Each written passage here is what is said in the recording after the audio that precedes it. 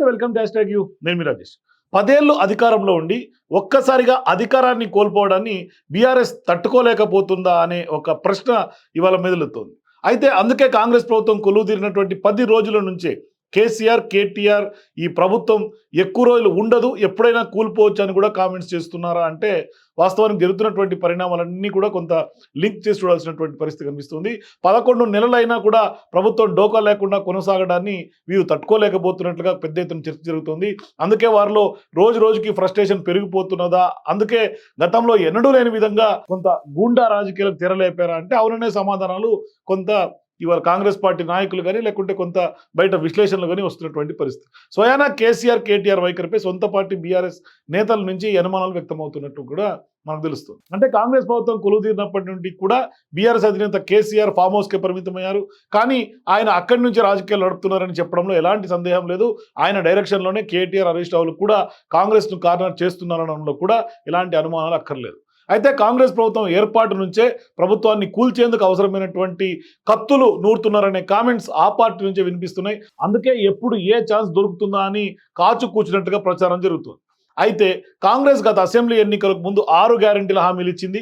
అధికారంలోకి వచ్చాక ఒక్కో హామీని నెరవేరుస్తూ వస్తూ ముందుకెళ్తోంది. కానీ బీఆర్ఎస్ మాత్రం నిత్యం 6 గ్యారెంటీలపై కాంగ్రెస్ కొంత మోకాలు అడ్డుతూనే వస్తుంది.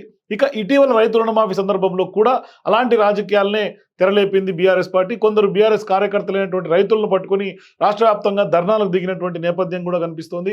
ఈ కార్యక్రమాలు కూడా పెద్దగా బీఆర్ఎస్కి మైలేజ్ తీసుకురాలేదని చెప్పడంలో ఎటువంటి సందేహం కూడా లేదు. ఇక మూసీ సుందరీకరణ అంశంలో కూడా కాంగ్రెస్ పార్టీని కొంత ఇబ్బందులు పెట్టే ప్రయత్నం చేసింది. ఇక కేటీఆర్, హరీష్ ఇద్దరు కూడా పెద్ద ఎత్తున ప్రభుత్వంపై అటాక్ చేశారు. కానీ చివరికి మూసీ సుందరీకరణ అంశాన్ని బీఆర్ఎస్ హయాంలోనే తీసుకొచ్చారనేది రేవంత్ రెడ్డి ప్రభుత్వం బయటపెట్టినటువంటి సత్యం. దీంతో ఆ అంశంలో కూడా బీఆర్ఎస్ పార్టీ ఫెయిల్యూర్ స్పష్టంగా కనిపిస్తుంది. ఇక హైడ్రా విషయంలో పలువురు బాధితులను పట్టుకొని రాజకీయం చేయాలని కూడా చూశారు. బాధితులను బీఆర్ఎస్ భవన్కు సైతం పిలుచుకొని పెద్ద ఎత్తున చర్చలు జరిపారు. పెద్ద ఎత్తున ఆందోళనలకి, నిరసనలకి ప్లాన్ చేశారు. చివరికి బాధితుల ఇళ్లకు సైతం వెళ్లి వారిని మచ్చిక చేసుకునే ప్రయత్నం కూడా చేశారు కొంతమంది నాయకులు. అయితే తాము ఇంతవరకు పేదల ఇల్లు కూల్చలేదని ప్రభుత్వం క్లారిటీ ఇచ్చింది. హైడ్రా కమిషనర్ కూడా నివేదికను కొంత వెల్లడించినటువంటి నేపథ్యంలో కొంత సద్దుమణిగింది. సో కేవలం ఎఫ్టీఎల్ బఫర్ జోన్ పరిధిలో ఉన్నటువంటి కట్టడాలను మాత్రమే నేలమట్టం చేసినట్లుగా వెల్లడించారు. సో హైడ్రా విషయంలో బీఆర్ఎస్కు కూడా ఎదురుదెబ్బ తగిలిందనే ప్రచారం కూడా కొంత ప్రజల్లో ఉంది. సో ఇక ఇటీవల అధికారులను టార్గెట్ చేస్తూ కూడా బీఆర్ఎస్ నేతలు కొత్త ప్లాన్ రచించారు. వికారాబాద్ జిల్లాలో ఫార్మా కంపెనీకి భూసేకరణ నిమిత్తం పెద్ద ఎత్తున పూనుకున్నారు. అయితే ఆ విషయంపై భూసేకరణ కోసం బాధితులతో మాట్లాడేందుకు వెళ్లారు అధికారులు. లగచర్ల గ్రామానికి చేరుకున్నటువంటి అధికారులను ప్రజలు అడ్డుకున్నారు. అంతేకాదు వారి మీద దాడికి ప్రయత్నించారు. వారి వాహనాలను ధ్వంసం చేశారు. నానా హంగామా సృష్టించారు. ఏకంగా కలెక్టర్ మీదనే దాడికి ప్రయత్నించడమే కాకుండా మిగతా అధికారులను కూడా హత్యాయత్నానికి ప్రయత్నించారని ప్రభుత్వం పెద్దలు అంటున్నారు. ఈ ఘటనను ప్రభుత్వం కూడా అత్యంత సీరియస్గా తీసుకుంది. ఇప్పటికే ఈ కేసులో కొడంగల్ మాజీ ఎమ్మెల్యే పట్నం నరేందర్ రెడ్డిని అరెస్ట్ చేశారు. దానితో ప్రధాన నిందితుడిగా భావిస్తున్నటువంటి సురేష్ను కూడా బీఆర్ఎస్ కార్యకర్త కావడం, అతనితో సురేందర్ రెడ్డి దాదాపుగా చాలాసార్లు ఫోన్లో సంభాషణ చేసినట్టుగా సిడిఆర్ రికార్డ్స్ పోలీసులకి కొంత విచారణలో వెల్లడైంది. సో ఇప్పుడు మెజిస్ట్రేట్ వద్ద హాజరుపరిస్తే అతన్ని రిమాండ్ చేశారు. అయితే పోలీసుల రిమాండ్ రిపోర్ట్లో కూడా కేటీఆర్ పేరును సైతం జత చేశారు. మరి కేటీఆర్ ఆదేశాల మేరకు ఇదంతా చేసినట్టుగా వారు రిమాండ్ రిపోర్ట్లో పోలీసులు చెప్తున్నారు. సో ఇట్లా అదొక వర్షన్ అయితే మరి నరేందర్ రెడ్డి కూడా కేటీఆర్కి దీనికి సంబంధం లేదంటూ కూడా ఆయన కూడా జైలు నుంచి వాంగ్మూలం కూడా ఇచ్చారు. సో ఇప్పుడు కేటీఆర్గా చుట్టుకుంటుందా లేదని ఒక అంశం. అయితే ఇప్పటికే ఫార్ములా ఈ కార్ రేసుకు సంబంధించినటువంటి కేసు విచారణ కూడా జరుగుతోంది. 55 కోట్లకు సంబంధించినటువంటి ఆర్థిక శాఖ అనుమతి లేకుండా విదేశాలకు తరలించడంపై కూడా ప్రభుత్వం విచారణ ప్రారంభించింది. గత ప్రభుత్వం మున్సిపల్ శాఖ మంత్రిగా ఉన్నటువంటి కేటీఆర్ ఆదేశాల మేరకే ఆ డబ్బులు రిలీజ్ చేసినట్లుగా, దాంతో ఈ కేసు కేటీఆర్ మెడకు చుట్టుకోబోతుందనే ప్రచారం పెద్ద ఎత్తున ఇవాళ తెలంగాణ రాజకీయాల్లో ఊపందుకుంది. ఇక అప్పటి నుంచి దమ్ముంటే దాన్ని అరెస్ట్ చేయండి అంటూ కూడా కేటీఆర్ ప్రభుత్వానికి సవాల్ చేస్తూనే ఉన్నారు.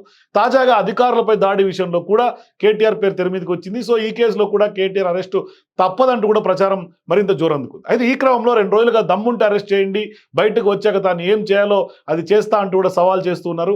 అంతేకాదు 2 రోజుల క్రితం కూడా బుధవారం రాత్రి పోలీసుల నుంచి అరెస్ట్ సమాచారం ఏమీ లేకపోయినప్పటికీ కేటీఆర్ నానా హంగామా చేశారు. అరెస్ట్ చేస్తున్నారని కూడా బయటికి లీకులు ఇవ్వడంతో పెద్ద ఎత్తున కార్యకర్తలు, అభిమానులు నందినగర్లో ఉన్నటువంటి ఆయన ఇంటికి చేరుకున్నారు. ఇక అప్పటి నుండి ఉమ్మడి జిల్లాల వారీగా నేరుగా ఆ నేతలతో కేటీఆర్ భేటీ అవుతూనే ఉన్నారు. అయితే ఇదంతా కూడా కేసీఆర్ డైరెక్షన్లో జరుగుతున్నట్లుగా పార్టీలోనే ప్రచారం పెద్ద ఎత్తున వినిపిస్తోంది. ఉమ్మడి జిల్లాల కొంత వ్యాప్తంగా మాజీ మంత్రులు, ఎమ్మెల్యేలు, మాజీ ఎమ్మెల్సీలు మాజీ ఎమ్మెల్యేలతో భేటీ అవుతూ ఉన్నారు. ఒకవేళ తమను అరెస్ట్ చేస్తే ఖచ్చితంగా చేపట్టాల్సినటువంటి నిరసనల పైన దశ నిర్దేశం చేస్తున్నట్టుగా తెలుస్తుంది. ఉద్యమం కాలంలో ఏ విధంగా అయితే ఆందోళన చేశామో అంతకు మించి మండలాలు, నియోజకవర్గాల వారీగా నిరసనలు తెలపాలని సూచిస్తున్నట్టు తెలుస్తుంది. ఎక్కడ కూడా తగ్గకుండా ప్రభుత్వాన్ని ఇరుకుని పెట్టాలని పెద్ద ఎత్తున ఇవాళ బీఆర్ఎస్ స్కెచ్ చేస్తున్నట్టు తెలుస్తుంది. ఇదిలా ఉంటే గత 11 నెలలుగా కేసీఆర్ ఫామ్ హౌస్కు పరిమితమయ్యారు. దాంతో ఆయన ఇప్పటివరకు బయటికి రావడం లేదు. అయితే వచ్చే జనవరిలో ఆయన ప్రజాక్షేత్రంలోకి రావాలని ప్లాన్ చేసినట్టుగా ప్రచారం జరుగుతుంది. కొత్త ప్రభుత్వానికి కావాల్సినంత సమయం ఇచ్చేందుకు కూడా కేసీఆర్ ఇన్ని రోజులు ప్రజల్లోకి రాలేదని పార్టీ చెప్తోంది. ఇక ఇప్పుడు కాంగ్రెస్ కూడా కొలువుదీరి ఏడాది పూర్తి కావడంతో ప్రభుత్వ వైఫల్యాలపై నిలదీసేందుకు కేసీఆర్ వస్తున్నారనే ప్రచారం జరుగుతోంది. కాంగ్రెస్ కు అధికారం ఇస్తే అది చేయలేదు, ఇది చేయలేదు అంటూ కూడా నిలదీసేందుకు సిద్ధమవుతున్నారు.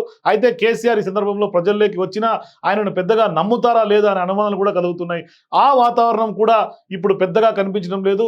అందుకే ఓ బలమైనటువంటి సెంటిమెంట్ కోసం కేసీఆర్ చూస్తున్నట్టుగా తెలుస్తోంది. అందులో భాగంగానే కేటీఆర్ ఎప్పుడెప్పుడు అరెస్టు అవుతారా అని కొంత ఆతృతగా ఎదురు చూస్తున్నట్లు కూడా కొంత చర్చ జరుగుతోంది. అందుకే అధికారులపై దాడులకు కూడా కొంత బీఆర్ఎస్ నాయకులు ఉసిగొల్పారనే ప్రచారం జరుగుతుంది. అంతేకాదు కేటీఆర్ కూడా తనను అరెస్ట్ చేసేందుకు నిత్యం రేవంత్ రెడ్డిని రెచ్చగొడుతున్నటువంటి పరిస్థితి కూడా కనిపిస్తుంది. అటు ఇంటర్వ్యూల్లో కూడా ఏం చేస్తారో చేసుకోండి, అరెస్ట్ చేస్తారో చేసుకోండి, ఏం కేసులు పెడతారో పెట్టుకోండి అంటూ కూడా సవాళ్లు విసురుతున్నటువంటి పరిస్థితి. మరోవైపు కలెక్టర్పై దాడికి పంపించి ఓ కేసులో తనను అరెస్ట్ చేస్తారేమో అని చూశారు. కానీ కేటీఆర్ అరెస్టుని వాడుకొని కొంత కేసీఆర్ ప్రజల్లోకి వచ్చి మరోసారి సెంటిమెంట్ను బలంగా తీసుకువెళ్లాలనే ఆలోచన కూడా ప్రస్తుతం బీఆర్ఎస్ వర్గాల నుంచి తెలుస్తోంది. ఇప్పటికే కవిత అరెస్ట్ చేసి 6 నెలల పాటు జైల్లో పెట్టిన అంశాన్ని కూడా ఇటు కేసీఆర్ కానీ కేటీఆర్ కానీ అరెస్టును బలంగా వాడుకొని ప్రజల్లోకి సెంటిమెంట్ తీసుకురావాలని కేసీఆర్ ఆలోచన అన్నట్టుగా కూడా గుసగుసలు వినిపిస్తున్నాయి. పెద్ద ఎత్తున మొత్తం మీద అయితే మాత్రం కేటీఆర్ అరెస్ట్ చుట్టూ ప్రస్తుతం తెలంగాణ రాజకీయాలు జరుగుతున్నాయి. మీరు కూడా మీ అభిప్రాయాన్ని కామెంట్స్ తెలియజేయండి. For more videos please watch #.